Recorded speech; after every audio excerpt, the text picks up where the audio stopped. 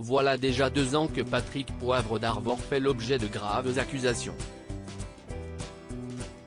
Tout a commencé avec l'écrivaine Florence Porcel en février 2021, laquelle révélait à l'époque avoir été violée par le journaliste. Une vingtaine d'autres femmes ont par la suite pris la parole pour apporter leurs témoignages, tous liés à des violences sexuelles ou harcèlement. 16 victimes présumées décidaient d'aller jusqu'à porter plainte, dont 8 d'entre elles pour viol.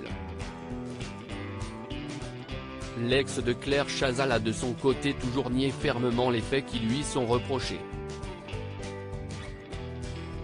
Il a même porté plainte à son tour avec constitution de partie civile pour dénonciation calomnieuse contre ces 16 femmes. En parallèle, la star déchue de TF1 tente d'aller de l'avant du mieux qu'il le peut. Et en bonne compagnie. En effet, il y a quelques mois, Paris Match rapportait que PPDA avait retrouvé l'amour malgré sa situation complexe. Les tourtereaux ont été vus récemment en train de s'embrasser langoureusement lors de plusieurs événements, pouvait-on lire dans le magazine en avril dernier, sans que l'identité de celle qui fait désormais battre le cœur du journaliste ne soit révélée. Les invités outrés de croiser PPDA et sa compagne y forment en tout cas apparemment toujours un couple puisque, récemment, ils ont opéré une nouvelle sortie en amoureux.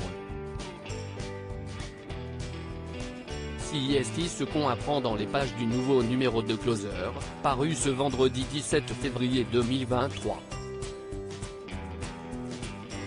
Il y a quelques jours, Patrick Poivre d'Arvor a été aperçu au dîner qui a suivi la 30e cérémonie des trophées du film français. Une soirée à laquelle il a assisté avec sa compagne. Mais leur venue n'a pas été du goût de tout le monde. Bien au contraire, selon nos confrères, le couple a provoqué un moment de grande gêne. Outrés, certains invités ont même refusé de lui serrer la main, peut-on lire également. Avant le scandale pourtant, Patrick Poivre d'Arvor aurait été comme un poisson dans l'eau lors d'une telle soirée. Et pour cause, les trophées du film français est une cérémonie organisée par le magazine Le Film Français et qui est en partenariat avec TF1. S'y estime même l'animatrice de la première chaîne Hélène Manarino qui l'a présentée. TF1 remet par ailleurs également un prix du public TF1 à l'un des longs métrages en compétition.